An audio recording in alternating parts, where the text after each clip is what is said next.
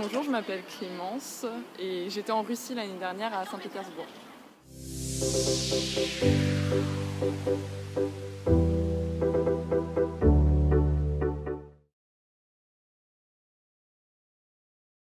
Ok, alors moi je pense que quand on part dans un pays, où la langue qui est parlée est considérée comme une langue rare, vaut mieux partir un an, dans le sens où tu auras plus le temps de progresser. Je pense qu'un semestre c'est pas assez. Moi je suis restée un an par exemple. Et après, concernant la Russie, c'est vrai que c'est assez difficile de trouver un stage, sauf si vous travaillez dans des alliances françaises, donc il faut vraiment que ça vous intéresse. Alors moi, l'université dans laquelle j'étais, il y avait un foyer étudiant donc qui coûtait seulement 10 € par mois. Donc c'est vrai que c'est vraiment pas cher. Après, c'est relativement loin du centre-ville, donc c'est à 45 minutes, 1 heure environ. C'est à 1 heure de l'université. Donc si vraiment ça vous plaît pas, vous pouvez trouver des logements assez facilement. Ce sera moins cher qu'en France, entre 250 et 350 € environ. Pour les colocs, je pense qu'il vaut mieux trouver là-bas, parce que c'est assez difficile de se mettre en contact avec des personnes.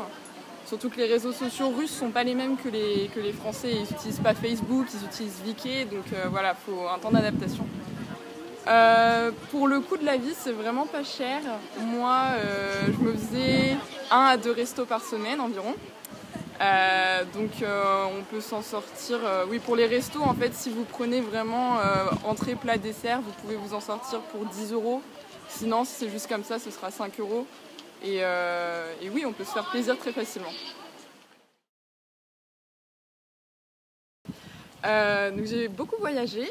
Donc déjà au premier semestre, je suis allée à Kazan avec mes amis français, donc, qui sont de Sciences Po aussi. Donc à Kazan, on est resté 4 jours environ.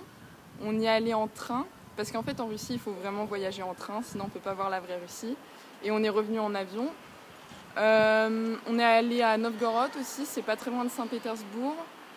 Et après, au deuxième semestre, j'ai fait le transsibérien. Donc je me suis arrêtée dans beaucoup de villes. Donc j'ai fait Vladimir, Yekaterinbourg, Novosibirsk et Irkoutsk. Donc j'ai vu le lac Baïkal aussi. Donc tout ça en train évidemment, et après je suis revenue en avion. Ça coûte vraiment pas cher, donc le train j'en ai eu pour 170 € pour tous les trajets cumulés. Et l'avion j'en ai eu pour environ 150 €. Donc voilà, c'est une expérience à faire. Et évidemment je suis aussi allée à Moscou 2 fois, donc une fois en début d'année et une fois à la fin de l'année. Et pareil, j'y suis allée en train de nuit, ça coûte pas très cher. Voilà. Donc pour l'intégration, en fait, dans l'université dans laquelle j'étais, donc c'est HSE, Higher School of Economics, il y a une sorte d'association internationale comme ce qu'on peut avoir à Sciences Po Ex. Donc au début de l'année, ils organisent des journées d'intégration. On a eu une sorte de chasse au trésor dans la ville de Saint-Pétersbourg. Donc c'est le moment vraiment où on va rencontrer des internationaux. On peut aussi rencontrer des Russes. Donc moi j'ai rencontré un Russe par exemple lors de cette journée. Sinon, si vous êtes au dortoir, évidemment, vous allez beaucoup passer de temps avec des internationaux parce que c'est un dortoir réservé pour les internationaux. Les cours que vous prenez, en fait, pendant les cours, vous pouvez rencontrer des Russes. Moi, ce que j'ai décidé de faire, c'est que à Saint-Pétersbourg, il y a beaucoup de speaking clubs. Et comme mon objectif, c'était de parler russe, j'ai décidé d'aller à ces speaking clubs. Et donc, c'est là que j'ai rencontré des Russes, des Américains. Donc voilà. Je pense que pour s'intégrer, il faut aussi faire un effort, c'est-à-dire pas rester vraiment dans l'université, mais aussi essayer de rencontrer des gens par des opportunités qu'on peut avoir dans la ville. Mon meilleur souvenir, j'en ai tellement des bons. Déjà, il y a le transsibérien, parce que je pense que c'est vraiment une expérience inédite. Mais après, ça a duré 1 semaine et demie, donc Et c'est quelque chose qui ne peut pas vraiment être décrit, il faut vraiment le vivre.